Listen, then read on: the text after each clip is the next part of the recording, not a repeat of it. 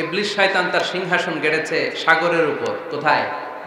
ইবলিসের সিংহাসন কোথায়?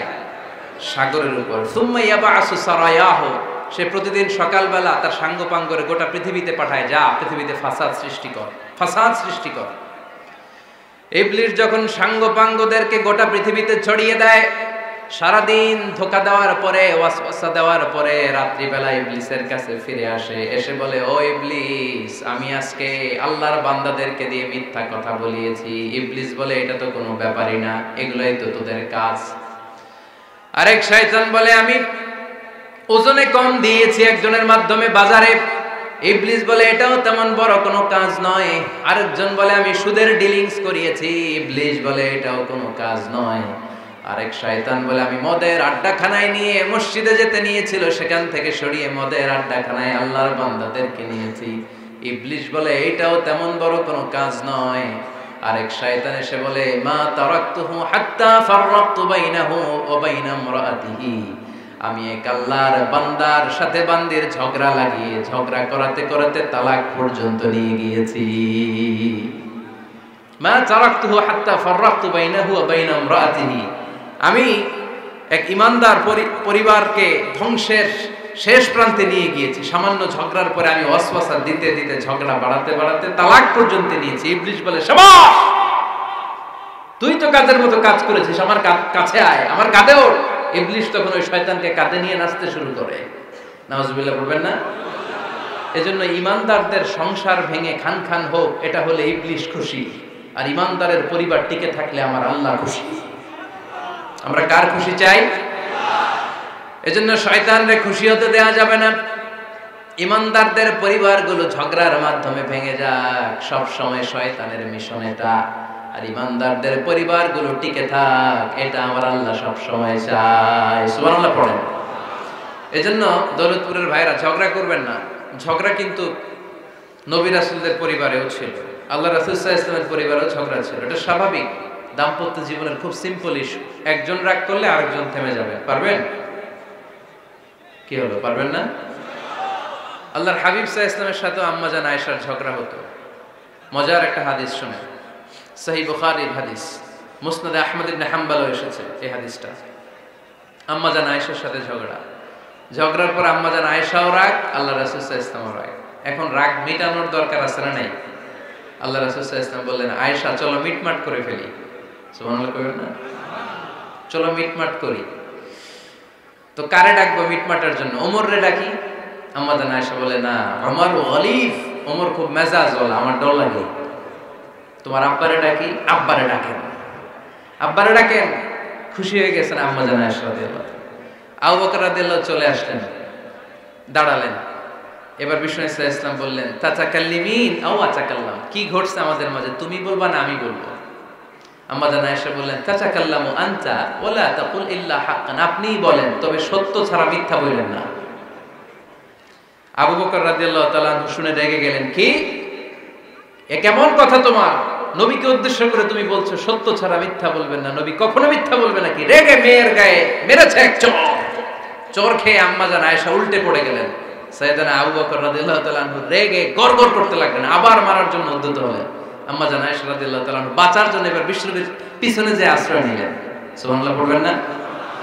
বিশ্বনবী সাইয়েদনা আবু বকরের সামনে দুই হাত মেলে ভেবে দাঁড়িয়ে গেলেন। আল্লাহর হাবিব যখন আম্মা জান আয়েশাকে বাঁচানোর জন্য দুই হাত উঁচু করে দাঁড়িয়ে গেলেন, সাইয়েদনা আবু বকর থেমে গেলেন। সাইয়েদনা আবু বকর এই পরিস্থিতি দেখে ঘর থেকে বের হয়ে ঘরের বাইরে দাঁড়ালেন। এবার আল্লাহর রাসূল সাল্লাল্লাহু আলাইহি ওয়াসাল্লাম আম্মা জান আয়েশাকে তুললেন, বললেন, ইয়া আয়েশা কাইফা রাআইতিনি আনকাসতুকি মিনার রাজুল, দেখলা নাকি কেমন করে আমি তোমার বাবার হাত থেকে তোমারে বাঁচালাম? আজকে আমি যদি সামনে দাঁড়িয়ে না বাঁচাতাম, তোমার বাবা তোমারে একেবারে মেরেই ফেলতো। সুবহানাল্লাহ পড়ে। দেখছো আয়েশা, আমি বাঁচাইলাম তোমারে, আমার সাথে ঝগড়া করো, আমি বাঁচাইলাম। এই কথা শুনে আম্মা জান আয়েশা রাদিয়াল্লাহু তাআলা লজ্জায় পড়ে হেসে দিলেন। সুবহানাল্লাহ পড়বেন না? এত আস্তে সুবহানাল্লাহ। লজ্জায় হেসে দিলেন। বিষ্ণু ইসা ইসলাম এবার হেসে দিলেন। দুইজনের হাসাহাসি শুনে বাইরে থেকে আবু বকর রাদিয়াল্লাহু তাআলা আনহু হাসির আওয়াজ শুনে অবাক, কি রে এতক্ষণ যুদ্ধ এখন আবার হাসি? কেন হাসে দেখার জন্য সাইয়েদনা আবু বকর রাদিয়াল্লাহু তাআলা আনহু ঘরের ভেতরে ঢুকলেন, ঢুকে দেখেন আম্মা জান আয়েশাও হাসে, বিশ্বনবীও হাসে। সাইয়েদনা আবু বকর হেসে দিলেন, আরশের উপর থেকে খুশি হয়ে গেলেন কে? এবার সাইয়েদনা আবু বকর বলেন, ইয়া রাসূলুল্লাহ, ইয়া হাবিবাল্লাহ, আশরিকানি ফি সিলমিকুমা কামা আশরাকতুমানি ফি হারবিকুমা। নবী গো, আপনাদের দুইজনের মধ্যে যুদ্ধ লাগলে যেমনি মিটমাট করার জন্য আপনি আমারে ডাকেন, আপনাদের এই আনন্দ ঘন মুহূর্তগুলোতে শরীক হওয়ার জন্য মাঝে মাঝে আমারে ডাইকে। সুবহানাল্লাহ পড়েন। আপনাদের মধ্যে যুদ্ধ লাগলে সন্ধি করার জন্য যেমনি আমারে ডাকেন, আপনারা যখন আনন্দ ঘন পরিবেশে এরকম খুনসুটি করেন, হাসাহাসিতে মেতে ওঠেন, তখন একটু আমারে ডাইকেন। সুবহানাল্লাহ পড়বেন না? দেখেন, আল্লাহ রাসূল সাল্লাল্লাহু আলাইহি ওয়াসাল্লাম পৃথিবীর সবচেয়ে শ্রেষ্ঠতম মানুষ। ওনাদের পরিবারেও ঝগড়া হতো, কিন্তু এই ঝগড়া কোনোদিন তালাক পর্যন্ত গিয়েছে? কথা বলেন না কেন? আল্লাহর হাবিব সাল্লাল্লাহু আলাইহি ওয়াসাল্লাম তার কোন স্ত্রীকে তালাক দিয়েছেন? প্রায় আম্মা জান আয়েশার সাথে রাগারাগি হতো। আল্লাহর হাবিব সাল্লাল্লাহু আলাইহি ওয়াসাল্লাম বলতেন, আয়েশা, কখন তুমি রেগে থাকো সেটাও আমি জানি, কখন তুমি আমার উপর খুশি থাকো সেটাও আমি জানি। ইয়া আয়েশা, ইন্নী লা আ'লামু ইযা কুনতি আন্নী রাদিয়া ওয়া ইযা কুনতি আলাইয়া গাদবা। আয়েশা, কখন রেগে থাকো তাও বুঝি, কখন খুশি থাকো তাও বুঝি। আম্মা জান আয়েশা বললেন, ইয়া রাসূলুল্লাহ, কেমনে বোঝেন? বিশ্বনবী বললেন, তোমার দোয়ার বাক্যগুলো শোনো বুঝি। যখন তুমি আমার উপরে খুশি থাকো তখন দোয়ার সময় তুমি এভাবে বলো, রব্বি মুহাম্মদ, ও মুহাম্মাদের রব, আপনি আমাদের সব গুনাহ মাফ করে দেন। আর যখন তুমি আমার উপর রেগে থাকো তখন তুমি মুনাজাতের সময় বলো, রব্বি ইব্রাহিম, ইব্রাহিমের রব, আপনি আমাদেরকে ক্ষমা করে দেন।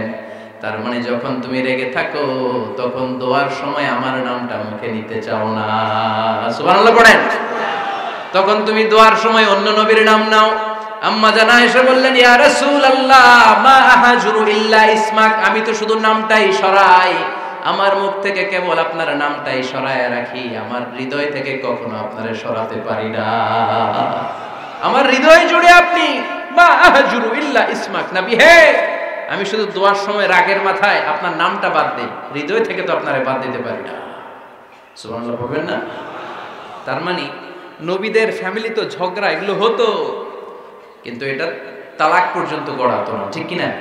তাহলে এখন থেকে আমাদের এই স্লোগান নিতে হবে যে ঝগড়া করলেও আমরা ডিভোর্সের দিকে যাব না। পারা যাবে? আর একজন রেগে গেলে আরেকজনকে চুপ থাকতে হবে। ভাবি রেগে গেলে আপনি চুপ, পারবেন? পারবেন না? ইনশাআল্লাহ। এই যারা বিয়ে করে না এরা ইনশাআল্লাহ, আর বাকিরা চুপচাপ। আওয়াজ করে পড়েন না ইনশাআল্লাহ। তাহলে প্রথমে স্যাক্রিফাইস, তারপর ঝগড়া করা যাবে না। 3 নাম্বার, দাম্পত্য জীবনের কোনো গোপন কথা অন্যের কাছে শেয়ার করা যাবে না। হাদিসে এসেছে, এটাকে বলা হয়েছে আ'যামুল আমানা, এটা সবচেয়ে বড় আমানত। যারা দাম্পত্য জীবনের একান্ত বিষয় কারোর সাথে শেয়ার করে তারা সবচেয়ে বড় কবিরা গুনাহ করে। আশরারুন নাস বলেছেন বিশ্বনবী এদেরকে, সবচেয়ে নিকৃষ্ট মানুষ। ইয়াউমাল কিয়ামাতি মানজিলাতান, আল্লাহর কাছে কিয়ামতের দিন সবচাইতে নিকৃষ্ট হয়ে দাঁড়াবে ওই দম্পতি, ওই নারী কিংবা ওই পুরুষ, তুফদি ইলা যাওজিহি ওয়া ইউফদি ইলা যাওজিহা সুম্মা ইউনশিরু সিররাহা। তারা একান্ত সময়ে ফিজিক্যাল ইন্টিমেসিতে যা করে এটা পরে মানুষের কাছে বলে বেড়ায়, এরকম আছে না নাই? খবরদার, এটা বড় কবিরা গুনাহ। অনেক বোনরা একসাথে হলে দাম্পত্য জীবনের বিভিন্ন গোপন বিষয় নিয়ে কথা বলে, আছে না নাই? অনেক পুরুষরা একে অপরের সাথে, বন্ধুদের সাথে বিভিন্ন বিষয় নিয়ে শেয়ার করে, এটা এমন ওইটা এমন, এগুলো বলা যাবে? আসিবাউ হারাম। দাম্পত্য জীবনের সব বিষয়, স্বামীর সব বিষয় স্ত্রীর কাছে আমানত, স্ত্রীর সব বিষয় স্বামীর কাছে আমানত রেখেছে কে?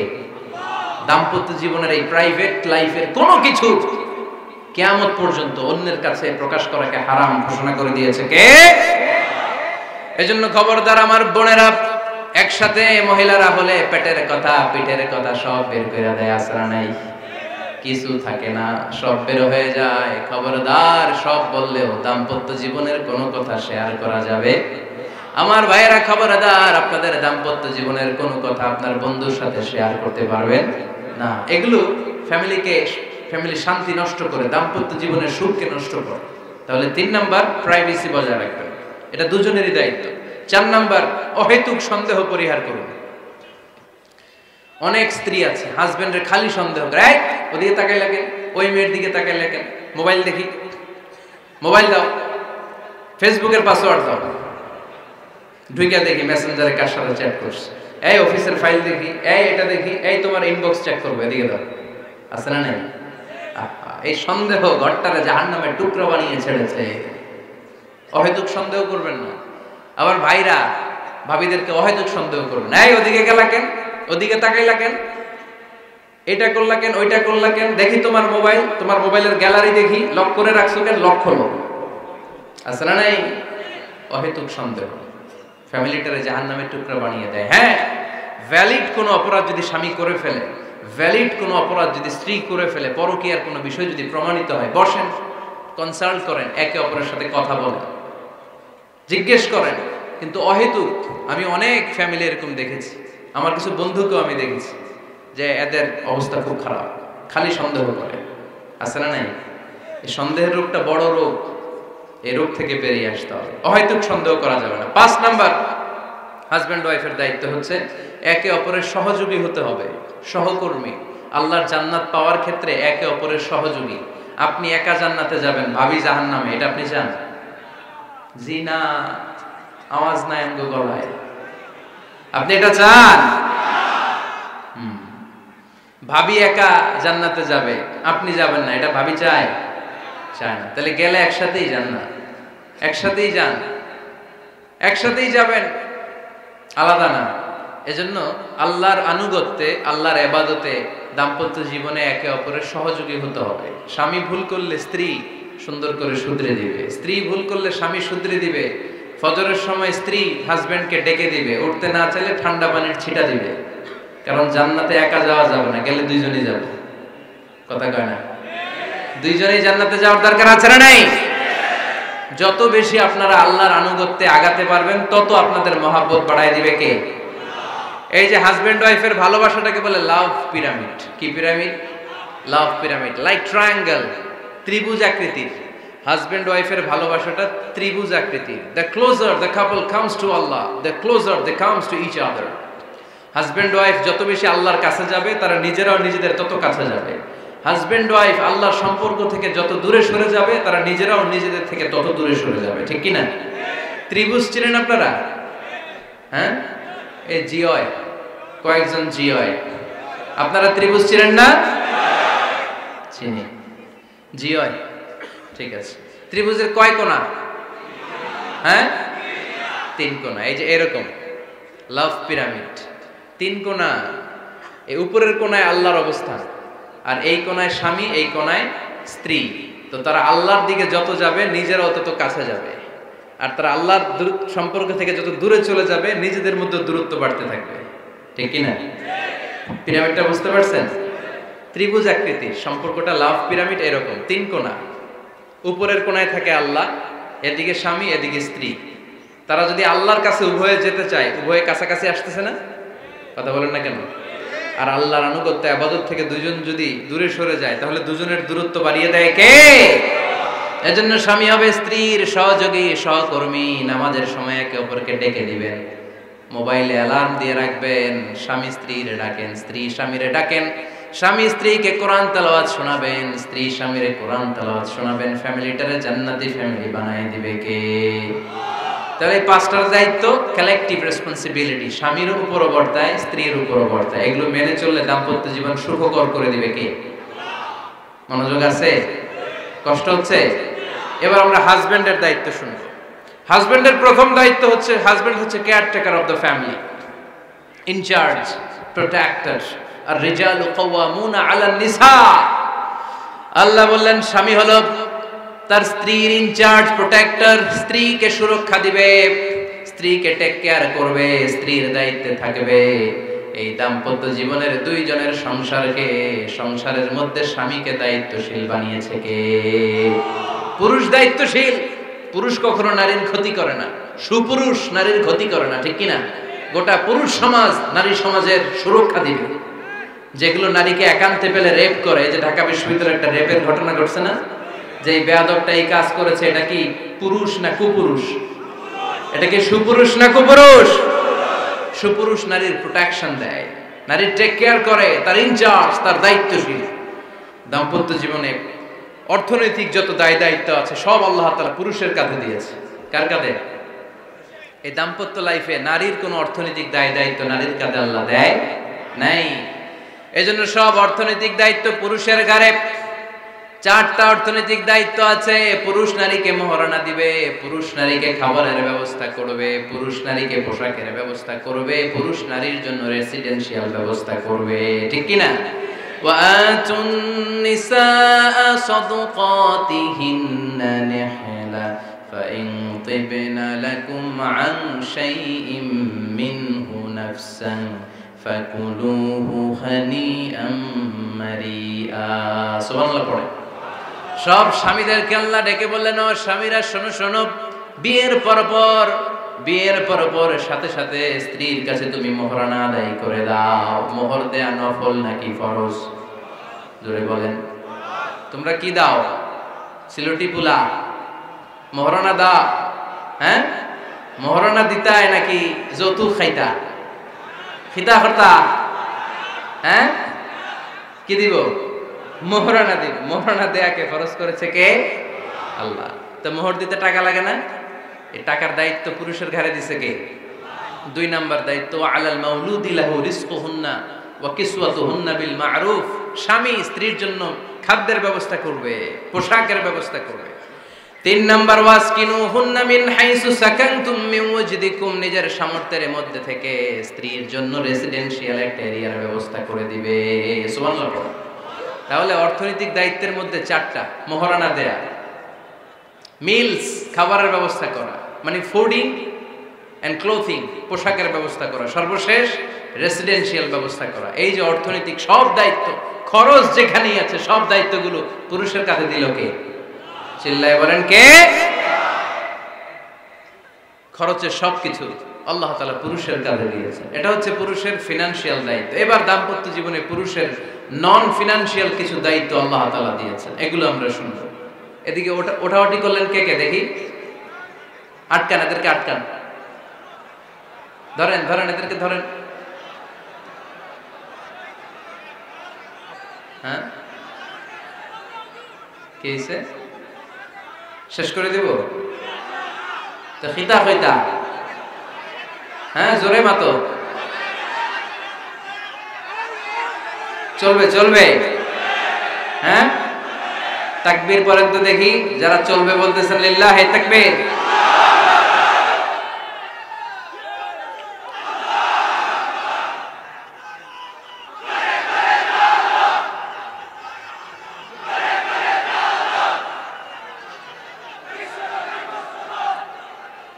মাশাআল্লাহ, মাশাআল্লাহ।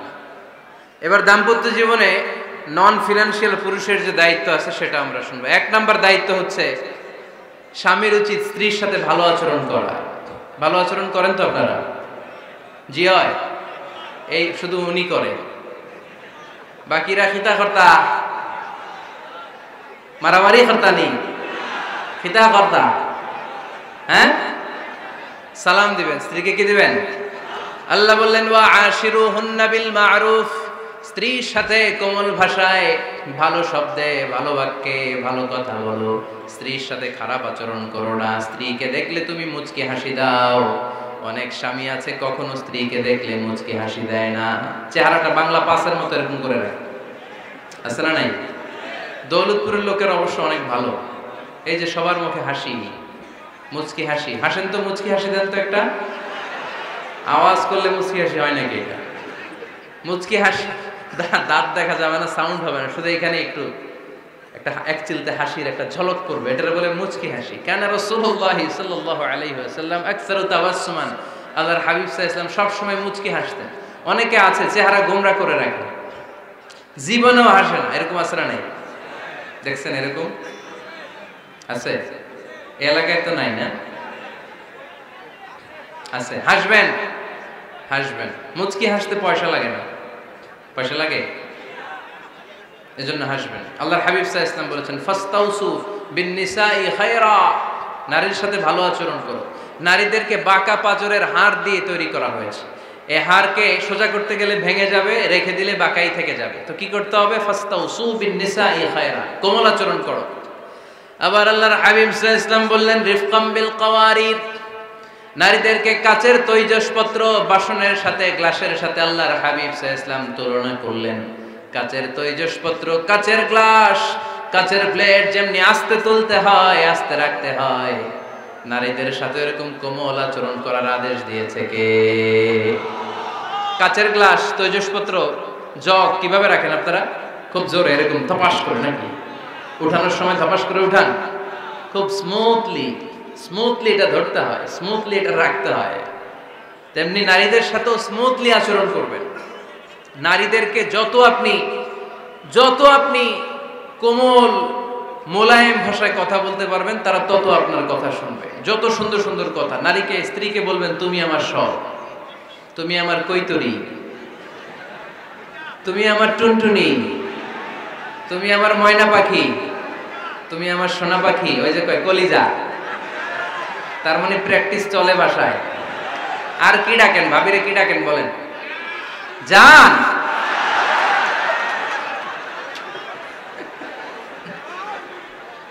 জান ডাকেন।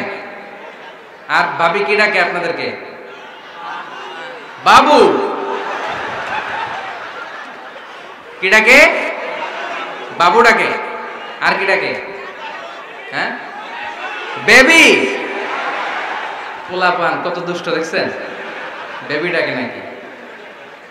স্বামী স্ত্রীর মধ্যে এই সোহাগপূর্ণ, এই ভালোবাসাপূর্ণ এই ডাকাডাকিতে কোনো গুনাহ নাই, আছে সওয়াব। এগুলো দাম্পত্য জীবনকে সুখময় করে, ঠিক কি না? তাহলে স্ত্রীদের সাথে কোমল আচরণ করতে হবে, 1 নাম্বার দায়িত্ব। 2 নাম্বার দায়িত্ব, স্ত্রীর সেক্সুয়াল ডিজায়ারকে ফুলফিল করতে হবে। সেনসিটিভ, যেগুলো ব্যাখ্যা করে বোঝানো কঠিন।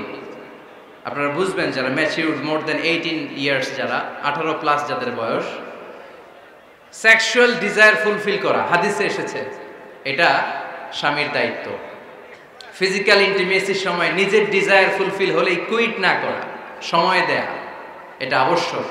এই বিষয়েও প্রত্যেক স্বামীর খেয়াল রাখা দরকার। সংক্ষেপে শেষ করে দিলাম। 3 নাম্বার, স্ত্রীর ব্যক্তিগত বৈধ কাজে স্বাধীনতা দিতে হবে স্বামীর। অনেক স্বামী এই ছোট্ট বিষয় নিয়ে মারামারি লাগায় ফেলে ঘরে। স্ত্রীর ব্যক্তিগত বৈধ যে চয়েস, এটাতে আপনি স্বাধীনতা দিবেন। স্ত্রীর মনে চায় রান্না বান্না শিখতে, আপনি বললেন তুমি কম্পিউটার শিখো, কিলাকিলি আছে না নাই? স্ত্রীর মনে চায় কাঁথা সেলাই শিখতে, নকশি কাঁথা, আপনি বললেন না তুমি ল্যাঙ্গুয়েজ শিখো, ঝামেলা আছে না নাই? না, আপনি একটা ইন্ডিভিজুয়াল, আপনার স্ত্রী আর একটা ইন্ডিভিজুয়াল, প্রত্যেকের আলাদা ব্যক্তিগত রুচি, চাহিদা, মতামতের গুরুত্ব আছে না নাই? এজন্য প্রত্যেক স্বামীর উচিত স্ত্রীর বৈধ ব্যক্তিগত যে কাজ, অবৈধগুলো না। আবার স্ত্রী বলল যে জি বাংলা দেখো, তুমি একটা টিভি নিয়ে আসো, আনা যাবে? কথা বলেন। স্ত্রী বলল চলো পহেলা বৈশাখে আমরা নাচানাচি করব তুমি আর আমি মিলে, এটা মানা যাবে না। স্ত্রীর ব্যক্তিগত বৈধ কাজে স্বাধীনতা দেয়া। আম্মা জান আয়েশা রাদিয়াল্লাহু তাআলা আনহা বলেন, ওয়া কানা লি সাওয়াহিবু ইয়ালআবনা মাই, বুখারীর বর্ণনা। আমি যখন আল্লাহর হাবিব সাল্লাল্লাহু আলাইহি ওয়াসাল্লামের বাড়িতে বউ হয়ে আসলাম, আমার কিছু খেলার সাথী ছিল। আমি কাপড় দিয়ে পুতুল বানাতাম আর ঘোড়া বানাতাম, এগুলো দিয়ে খেলতাম। আমার সাথীরা আসলে রাসূল সাল্লাল্লাহু আলাইহি ওয়াসাল্লাম ঘরের পর্দা নামিয়ে দিয়ে আমার জন্য ঘরটা ছেড়ে দিত। সুবহানাল্লাহ করতে বললেন না? আল্লাহর হাবিব সাল্লাল্লাহু আলাইহি ওয়াসাল্লাম কখনো বলতেন না আয়েশা তোমার বান্ধবীরা যেন ঘরে না আসে, কখনো বলতেন না আয়েশা আমি নবী মানুষ, তুমি নবীর বউ, তুমি কেন পুতুল দিয়ে খেলো, তুমি কেন কাপড় দিয়ে পুতুল বানাও, কেন ঘোড়া বানাও, এগুলো বন্ধ করো। কোনদিন বিশ্বনবী আম্মা জান আয়েশা রাদিয়াল্লাহু তাআলা আনহার পুতুল খেলায় বাদ সাধেন নাই, সাথীদের সাথে খেলাধুলায় কখনো বাধা দেন নাই। সুবহানাল্লাহ পড়েন। ছোট্ট মেয়েদের জন্য কাপড়ের পুতুল দিয়ে খেলাধুলা করা এটা জায়েজ, কারণ ছোট্ট মেয়েরা দেখবেন পুতুল বানায়, এটারে দুধ খাওয়ায়, এটার জন্য রান্না করে, এটার গোসল করায়। এটাকে ছোট্ট মেয়েদের জন্য পুতুল খেলা জায়েজ রাখা হয়েছে এজন্য, কারণ তারাই কিছুদিন হবে এই প্রজন্মের মা। তাদের সন্তানদেরকে কেমন করে লালন পালন করবে তার একটা প্র্যাকটিস খেলার ছলেই ছোটবেলায় হয়ে যায়। সুবহানাল্লাহ পড়েন। এজন্য 3 নম্বর দায়িত্ব স্ত্রীর ব্যক্তিগত হালাল যে কাজগুলো আছে তার ব্যক্তিগত এই ভালো কাজগুলোতে আপনার স্বাধীনতা দিতে হবে, বাধা দেয়া যাবে না। 4 নাম্বার দায়িত্ব, স্ত্রীর প্রশংসা করবেন। কি করবেন? প্রশংসা। আমরা খালি দোষ খুঁজি, তোমার রান্না ভালো না, তোমার চেহারা ভালো না, তোমার বাপ ভালো না, তোর মা ভালো না, তোর 14 গোষ্ঠী খারাপ, আছে না নাই? তো এই বেটি আপনার ভালোবাসবে? এই বেটি তো আজীবন আপনার বদনাম করবে, ঠিক কি না? কোনোদিন তারে আপনি প্রশংসা করলেন না, প্রশংসা করবেন। স্ত্রীর চেহারার প্রশংসা করেন, যে তুমি সুন্দর, তুমি সুন্দরী, এরকম বলেন, খুশি হবে না? হ্যাঁ, তুমি সুন্দর তাই চেয়ে থাকি, সে কি মোর অপরাধ? কোনো অপরাধ নাই, ইচ্ছা মতো গাইতে থাকেন স্ত্রীর শানে গান, সব আসারে নাই। তবে শুধু স্ত্রীকে শোনানো যাবে, ভাবিরে শোনানো যাবে, শালীরে শোনানো যাবে, পাশের বাড়ির কাউরে শোনানো যাবে? দেখেন ইসলাম কত চেক এন্ড ব্যালেন্স। স্ত্রীকে আপনি গান শোনান, কোনো গুনাহ নাই, আছে শুধু সওয়াব। তাহলে 4 নাম্বার পয়েন্ট হচ্ছে এপ্রিসিয়েশন। ফজরের পর থেকে উঠে ঘর গোছায়, মশারিগুলো খোলে, বিছানা পরিষ্কার করে, বাচ্চাদেরকে ক্লিন করে, স্কুলের টিফিন রেডি করে দেয়, বাচ্চাদেরকে স্কুলে যেতে দেয়, আপনার জন্য খাবার রেডি করে, কাপড় ধোয়, ঘরের সবাইকে দেখভাল করে। একদিনও আপনি তার এপ্রিসিয়েশন করলেন? এরকম ডাকাইত স্বামী আছে না নাই? দৌলতপুরে নাই, এখানে সব ভালো। এপ্রিসিয়েট করবেন। আমরা ভুলে যাই, একটা থ্যাঙ্কস দিতে ভুলে যাই, একটা জাযাকিল্লাহ, আল্লাহ তোমাকে জাযা দেখ, এটাও বলি না। বউ তুমি অনেক কষ্ট করেছো, তুমি অনেক দিক সামলাও, আমি আর কয়টা সামলাই, তুমিই তো দেখো, একদিনও বলে না, আছে না নাই? তার রান্নার প্রশংসা করবেন, তার কাজের প্রশংসা করবেন, তার চেহারার প্রশংসা করবেন। এদিকে তাকান, বলবেন তুমি সুন্দরী, তুমি অনন্যা, তুমি সুস্নিগ্ধা, তুমি প্রিয়ঙ্গদা, তুমি সুহাসিনী, তুমি সুকেশিনী, তুমি সুভাষিনী, তুমি অসূর্যম পোষ্যা, মেঘ কালো কেশ, কাজল কালো চুল, হরিণের মতো ডাগর ডাগর দুটি তোমার চোখ। আহা হা, পোলাপান খুশি হয়ে গেছে। আহা হা, ওরা মুখস্থ রাখতেছে, বলবে এগুলা, বিয়ে করে নাই কিন্তু এখনো। তো জায়গা মতো বলবা, গার্লফ্রেন্ডে বলো না আবার। কাকে বলবা? স্ত্রীকে। কাকে? স্ত্রীকে। পারা যাবে না? একটু এপ্রিসিয়েশন দেওয়া যাবে না ওনাদেরকে? একটু প্রশংসা করবেন। প্রশংসা পেলে নারীরা বড্ড খুশি হয়। যদি আপনি বলেন যে তোমার রান্নাটা আজকে অসাধারণ হয়েছে, দেখবেন আরেক বাটি আইনা দিতেছে, খাইতে পারতেছে না, এরপর পাতে তুলে দেয়, আরেকটু খাও, আরে খাও না, আছে না নাই? ওই যে প্রশংসা করছেন, খুশি হয়ে গেছে তো। আপনি 10,000 টাকার বান্ডিল দিয়ে আপনার বউকে যত খুশি করতে না পারবেন, রান্না মজা হয়েছে এইটা বলে আপনি অনেক বেশি খুশি করতে পারবেন। আল্লাহর হাবিব সাল্লাল্লাহু আলাইহি ওয়াসাল্লাম কখনো স্ত্রীদের রান্নার বদনাম করেনি। সুবহানাল্লাহ পড়বেন না? আওয়াজ করে পড়েন সুবহানাল্লাহ। আজ থেকে স্ত্রীর সৌন্দর্যের প্রশংসা করবেন, কাজের প্রশংসা করবেন, রান্নার প্রশংসা করবেন, এপ্রিসিয়েশন দিবেন। পারবেন তো? রান্নার প্রশংসা নিয়ে মজার একটা গল্প আছে, শুনতে চান? তো উঠতে শুরু করলেন যে, হ্যাঁ, এখন আর কে কারে ধরবে? অনেকে উঠে গেছে। 2টার দিকে যারা বসা, প্রায় আমার মাহফিলগুলোতে এই সমস্যা হয়। গাইবান্ধাতে আমি গেলাম, জিজ্ঞেস করলাম কখন আসছেন? কয় ফজর পরে আসছি। তো ফজর পরে আসছেন, এত আগে আসছেন কেন? কয় জায়গা পাবো না, এই জন্য।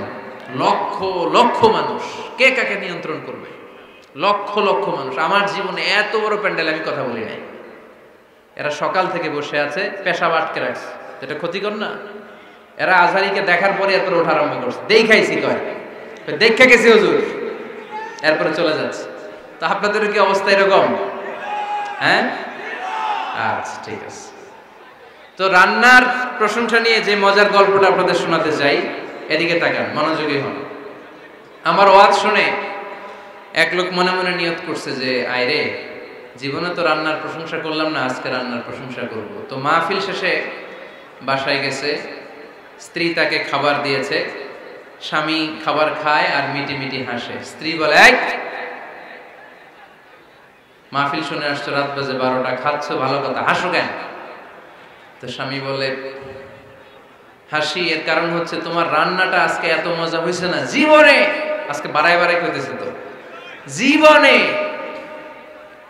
এত মজার রান্না খাই নাই। রান্না মজা হয়েছে শুই না, স্ত্রী তো রেগে গেছে। কি গত 10 বছর ধরে তোমারে রান্না করে খাওয়াই, একদিনও রান্নার প্রশংসা করলা না। আর আজকে পাশের ঘরের ভাবি একটু গরুর গোশতের তরকারি পাঠাইছিল বাটিতে করে।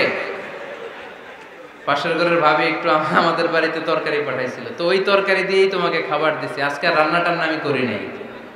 তো ওই বেটির রান্না তোমার এত ভালো লাগছে, এই 10 বছরে একদিনও কইলা না, আজকে এটা কইলা।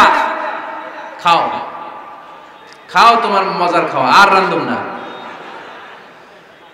তো প্রশংসা করলে বুঝে শুনে করবেন, একটু এনশিওর হবেন যে রান্নাটা করছিল কে। তা না হইলে কিন্তু ঘরে চুলায় আগুন জ্বলবে না, টানা রোজা রাখা লাগবে, ঠিক কি না? তো 4 নাম্বার গেল এপ্রিসিয়েশন, একটু এপ্রিসিয়েশন দিবেন। আল্লাহর হাবিব সব সময় স্ত্রীদের প্রশংসা করতেন। সেই বুখারীর বর্ণনা, আল্লাহর হাবিব বলেন, ইন্না ফাদলা আয়েশা আলান নিসা কাফাদলিস সারিদি আলা সাইরিত তাআম। আরব ভূখণ্ডের মধ্যে সব খাবারের উপরে সারিদ খাবার যেমনি সেরা, দুনিয়ার সব নারীদের মধ্যে আমার আয়েশা তেমনি সেরা। সারিদ একটা খাবার আছে। আমি যখন মিশরে পড়তাম আল আজহার ইউনিভার্সিটিতে, আমাদের ইউনিভার্সিটিতে সরকারের পক্ষ থেকে সরকারিভাবে খাবার দেয়া হতো। আমাদের খাবারের খরচ বহন করতেন ওমানের সুলতান কবুস। এই গত 3-4 দিন আগে ইন্তেকাল করেছেন। নাম শুনছেন আপনারা? প্রায় 40 বছরেরও বেশি মনে হয়, 45 বছর বা 50 বছরের লম্বা সময় উনি ওমানের প্রেসিডেন্ট ছিলেন। উনি আমাদের খাবারের খরচটা বহন করতেন। কিছুদিন আগে ইন্তেকাল করেছেন। আমরা ওনার জন্য দোয়া করি, আল্লাহ তাআলা এই সুলতান কাবুসের জীবনের গুনাহগুলো মাফ করে নিক, ওনার সমস্ত খেদমত আল্লাহ কবুল করে নিক। তো আমাদের আল আজহার ইউনিভার্সিটির হোস্টেলে ঈদের দিন একটা খাবার দিত, এটার নাম ছিল সারিদ। রুটি আর গোশত এগুলোকে ম্যাশড করে একটা স্তর বানাতো, এটা কেটে কেটে আমাদেরকে দিত। এটাকে বলে সারিদ। আরব দেশে সবচেয়ে দামি খাবার। আমাদের দেশে যেমনি পোলাও, গরুর রেজালা, রোস্ট, এগুলো খুব উন্নত খাবার ধরা হয়, বিয়েতে সার্ভ করা হয়। আরব দেশে ওইটাকে বলে সারিদ, শ্রেষ্ঠ খাবার। আল্লাহর হাবিব বললেন, সব খাবারের মধ্যে যেমনি সারিদ সেরা, নারীকুলের মধ্যে তেমনি আমার আয়েশা সেরা। দেখেন কেমনে এপ্রিসিয়েট করতেন। আম্মা জান আয়েশাকে তিনি সব সময় আদর করে হামায়রা বলে ডাকতেন। হামায়রা মানে লাল সুন্দরী বউ। কি সুন্দরী? আম্মা জান আয়েশা রেগে গেলে গাল দুটো আনার ফলের মতো লাল হয়ে যেত, এজন্য ডাকতেন, ও আমার লাল সুন্দরী বউ। সুবহানাল্লাহ কইতে পারলেন না? আবার আম্মাজান খাদিজাতুল কুবরা তাহেরা রাদিয়াল্লাহু তাআলা আনহার ব্যাপারে বলতেন, ইন্নী ক্বাদ রুজিকতু হুব্বাহা। সহিহ মুসলিমের বর্ণনায় তিনি বলতেন, খাদিজার ভালোবাসা আল্লাহ তাআলা আমার হৃদয়ে রিজিক হিসেবে দিয়েছে। আওয়াজ করে পড়ুন আল্লাহু আকবার। তো এইজন্য এপ্রিসিয়েট করবেন। 5 নাম্বার হচ্ছে আপনার ভালোবাসা স্ত্রীকে প্রকাশ করুন। এক ছাদের নিচে আজীবন বসবাস, 20 বছর হয়ে গেছে এদের সংসার, একদিনও মুখ ফুটে বলতে পারে নাই তোমারে ভালোবাসি। পারছেন? হ্যাঁ, কে কে পারছেন? দেখে হাত তোলে। হাত অর্ধেক তুলে আবার নামায়, ভেজাল আছে, ঠিক কিনা? ভালোবাসি বলছিলেন? কারে বলছিলেন? ভাবিকে না গার্লফ্রেন্ডকে? হ্যাঁ, স্ত্রীকে বলবেন। নিজের স্ত্রীকে বলবেন আই লাভ ইউ। কি বলবেন? কথা বুঝে না বোধহয়। কি বলবেন? সবাই বলেন। কি বলবেন? মুরব্বী একজনও কয় না, কয় এতদিন কইছি না, অহনো কম না। বলবেন, ভালোবাসা প্রকাশ করবেন। স্ত্রীরা এটা খুব চায়, স্বামীর পক্ষ থেকে এই খুনসুটিগুলো খুব পছন্দ করে। আপনি আজকে যে বলেন, দেখবেন ফ্যামিলির সুখ বাড়তে শুরু করছে। সুনানে তিরমিজির বর্ণনা, দেখেন বিশ্বনবী যে আই লাভ ইউ বলতো, তার দলিল শুনেন। সাহাবারা জিজ্ঞেস করলেন, ইয়া রাসূলুল্লাহ, মান আহাব্বুন নাস ইলাইক, ও নবী কারে সবচেয়ে বেশি ভালোবাসেন? Who do you love the most? নবী কাকে সবচেয়ে বেশি লাভ করেন আপনি? সাহাবারা প্রশ্ন করলেন, ইয়া রাসূলুল্লাহ কাকে লাভ করেন বেশি? আল্লাহর হাবিব সাল্লাল্লাহু আলাইহি ওয়াসাল্লাম বললেন, আয়েশা, আয়েশা রে। সুবহানাল্লাহ কইবেন না? সাহাবারা বললেন, ওমিনার রিজাল, পুরুষদের মধ্যে কারে বেশি পছন্দ করেন? বিশ্বনবী বললেন, আবুহা, আয়েশার বাবা রে। সাইয়েদনা আয়েশা রাদিয়াল্লাহু তাআলা আনহার বাবার নাম কি? আবু বকর। কি নাম? আবু বকর। আল্লাহর হাবিব সাল্লাল্লাহু আলাইহি ওয়াসাল্লাম বললেন সবচেয়ে বেশি লাভ করি আয়েশাকে। সাহাবারা বললেন অমিনার রিজাল, পুরুষদের মধ্যে কারে বেশি লাভ করেন? আল্লাহর হাবিব সাল্লাল্লাহু আলাইহি ওয়াসাল্লাম বললেন আয়েশার বাবারে। সুবহানাল্লাহ পড়েন। আম্মা জান আয়েশাকে বিশ্বনবী এত ভালোবাসতেন। আম্মা জান আয়েশা পেয়ালার যেইখানে ঠোঁট লাগিয়ে দুধ পান করতেন, বিশ্বনবী পেয়ালার ওই জায়গাটা খুঁজে খুঁজে ওই জায়গায় ঠোঁট লাগিয়ে দুধ পান করতেন। আম্মা জান আয়েশা রাদিয়াল্লাহু তাআলা আনহা গোশত খেয়ে হাড্ডি চষে হাড্ডিটা রেখে দিলে বিশ্বনবী আম্মা জান আয়েশার চষা হাড্ডিটা মুখে নিয়ে আবার চষতে শুরু করে দিতেন। পড়েন সুবহানাল্লাহ। দুইজন একসাথে এক বালতি থেকে পানি নিয়ে গোসল করতেন। পড়েন আল্লাহু আকবার। তাহলে এভাবে ভালোবাসা প্রকাশ করতে পারবেন তো? 6 নাম্বার স্বামীর দায়িত্ব হচ্ছে গৃহস্থলী ছোটখাটো যে কাজ আছে এই কাজগুলোতে হেল্প করা। আমরা অনেক সময় এগুলোর লজ্জা মনে করি। আল্লাহর হাবিব সাল্লাল্লাহু আলাইহি ওয়াসাল্লাম আমাদের মডেল। আল্লাহর হাবিব সাল্লাল্লাহু আলাইহি ওয়াসাল্লাম ঘরের কাজে সাহায্য করতেন। আপনারা এইভাবে ওটা শুরু করলেন? হ্যাঁ, বউকা বসেন বসেন বসেন, শেষ করে দিচ্ছি আর 10 মিনিট, বসেন। আল্লাহর হাবিব সাল্লাল্লাহু আলাইহি সাল্লাম ঘরের কাজে সাহায্য করতেন। আপনারা ঘরের কাজে সাহায্য করেন তো? আম্মা জান আয়েশা বলেন বিশ্বনবী নিজ হাতে জুতা সেলাই করেছেন, নিজ হাতে জামা সেলাই করেছেন। মুসনাদে আহমদ ইবনে হাম্বলের বর্ণনা, আল্লাহর রাসূল সাল্লাল্লাহু আলাইহি ওয়াসাল্লাম দুধ খেতে মন চাইলে নিজ হাতে ছাগলের দুধ দহন করেছেন। সুবহানাল্লাহ। নিজে আটার খামির বানাতেন, আম্মা জান আয়েশা চুলায় সেকা দিতেন। আবার আম্মা জান আয়েশা রাদিয়াল্লাহু তাআলা আনহা আটার খামির বানাতেন, বিশ্বনবী এটা চুলায় সেকা দিতেন। সুবহানাল্লাহ পড়েন। দুধ খেতে চাইলে নিজ হাতে বিশ্বনবী ছাগির ওলান থেকে দুধ দহন করে আম্মা জান আয়েশার কাছে এনে দিয়ে দিতেন। সুবহানাল্লাহ পড়েন। তাহলে ঘরের কাজে সহায়তা করবেন, ঘরের কাজে সহায়তা।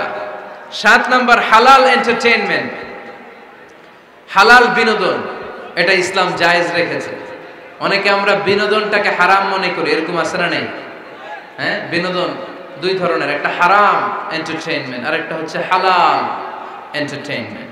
আম্মা জান আয়েশা রাদিয়াল্লাহু তাআলা আনহাকে নিয়ে মরুভূমিতে দৌড়াদৌড়ি করতেন। ভাবির সাথে দৌড়াদৌড়ি করছেন কারা কারা? দেখি হাত তোলেন। হ্যাঁ, দৌড়াদৌড়ি করছেন কোথায়? যৌতুকের লাগে হেতেরে দৌড়াইছেন? হেতি বাসাল্লাই দিছে দৌড়, এই দৌড়াদৌড়ি না।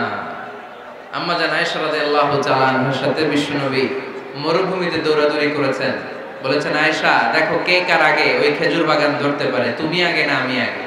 একবার বিশ্বনবী জিতলেন, তার 7 বছর পরে প্রথমে আম্মা জান আয়েশা রাদিয়াল্লাহু তাআলা আনহা দৌড়ে জিতলেন, তার 7 বছর পরে বিশ্বনবী জিতে আম্মা জান আয়েশাকে হারাই দিলেন। পড়েন সুবহানাল্লাহ। ঈদের দিন আম্মা জান আয়েশাকে হাবাসী সাহাবাদের তীর আর বল্লম দিয়ে যে খেলা চলতে খেলা দেখাতেন। সুবহানাল্লাহ পড়েন। বিশ্বনবী খেলা দেখাতেন আম্মা জান আয়েশাকে। এই হচ্ছে স্বামীর দায়িত্ব। হালাল এন্টারটেইনমেন্ট আপনি করতে পারবেন। বসেন, দোয়া করে দিচ্ছি, বসেন। বুঝতে পারছি অনেক আগে আসছেন আপনারা। বসেন, বসে যান, এখনই দোয়া হচ্ছে। বসেন বসেন বসেন বসেন, এখনই দোয়া করব। বসে যান, বসে যান। বউকা মাদ্রাসার বিল্ডিং এর কন্ট্রাক্টরের জন্য দোয়া চেয়েছেন, আমরা দোয়া করি আল্লাহ কবুল করুন। আমার ছেলে মেয়ের বিয়ের বয়স হয়ে গেল, পরিবারে বিয়ের কথা বলতে পারি না, লজ্জায়। আহারে কি কষ্ট। মনে করি পরে করে, এটা বললে তারা বলবে এখনো বয়স হয় নাই বিয়ের, পরিবার থেকে বিয়ের কথা চিন্তা করে না। এ ব্যাপারে কিছু বলুন। কিছু বললাম। এই সমস্যা পুরো বাংলাদেশে, ছেলে মেয়েদেরকে সময় মতো বিয়ে দেয় না। ইউটিউবে এই নিয়ে আমার কথাবার্তা পাবেন, শুনে নিয়ে। ছেলের বাবা মেয়ের বাবাদেরকে বলি, ছেলে মেয়েরা উপযুক্ত হলে বিয়ে দিয়ে দেন। বিয়ে না দিলে যৌবনের তাড়নায় যত পাপ করবে, এই পাপগুলো মা বাবার কাঁধেও আশ্রা নেই। আচ্ছা, 8 নাম্বার স্বামীর দায়িত্ব হচ্ছে, স্বামীর দায়িত্ব বলেই এখন দোয়া। স্ত্রীর মতামতের গুরুত্ব দিবেন। অনেক স্বামী আছে বাজার করতে গেলে নিজের যেটা মন চায় ওইটাই কিনে, আশ্রা নেই। নিজে গরু খাবে, খাসি খাবে, খালি ওইটাই কিনে। আপনার বউ হয়তো পছন্দ করে আচার, পছন্দ করে জলপাই, আমড়া, এগুলো আনে না, আশ্রা নেই। খোঁজ খবর নেবে। অনেকে ফ্ল্যাট কিনতে মনে চায়, হুট করে কিনে ফেলে না। ভাবিরে জিজ্ঞেস করবেন কোন দিকে কিনলে ভালো হয়। ওয়াশরুমটা কোন দিকে দিতে হবে, কিচেনটা কোন দিকে দিলে সুবিধা, জানালাগুলো কোথায় দিলে সুবিধা, এগুলো সব ডিসাইড করে নেবেন। এই কারণেই দাম্পত্য জীবনে সুখ নেই। 9 নাম্বার, একসাথে সময় কাটাবেন। 6 মাসের বেশি কোন লোক তার স্ত্রীর অনুমতি ছাড়া বাইরে যে প্রবাস জীবন কাটাতে পারবে না।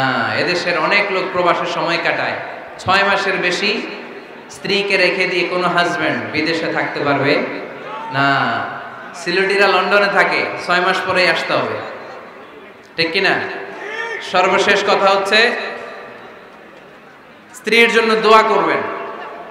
স্বামীর পক্ষ থেকে স্ত্রীর জন্য দোয়া, এটার গুরুত্ব আছে না নাই? বিশ্বনবী তার স্ত্রীর জন্য দোয়া করতেন। স্ত্রীর জন্য দোয়া করবেন, রব্বানা হাব লানা মিন আজওয়াজিনা ওয়া যুররিয়াতিনা কুররাতা আ'য়ুন ওয়াজআলনা লিল মুত্তাকিনা ইমামা। ও আল্লাহ, আমার স্ত্রীদেরকে, আমার সন্তানদেরকে আমার চক্ষু শীতলকারী বানিয়ে দেন। পড়েন আমিন। আল্লাহ আমার স্ত্রীকে এমন বানান, স্ত্রীকে দেখলেই যেন আমার হৃদয়টা প্রশান্ত হয়, আমার চোখ যেন জড়িয়ে যায়। এই 10টা দায়িত্ব স্বামীর সুখী দাম্পত্য জীবনের জন্য। স্ত্রীর দায়িত্ব আজকে বলার সুযোগ হলো না, অন্য কোথাও অন্য কোনো মাহফিলে এই বিষয় নিয়ে আলোচনা করব, যে একটা সুখী দাম্পত্য জীবনের জন্য স্ত্রীকে আল্লাহ কি দায়িত্ব দিয়েছে। এই দায়িত্বগুলো আপনারা ইউটিউব থেকে শুনে নেবেন। আপনারা সবাই ভালো থাকুন, সুস্থ থাকুন, সুন্দর থাকুন।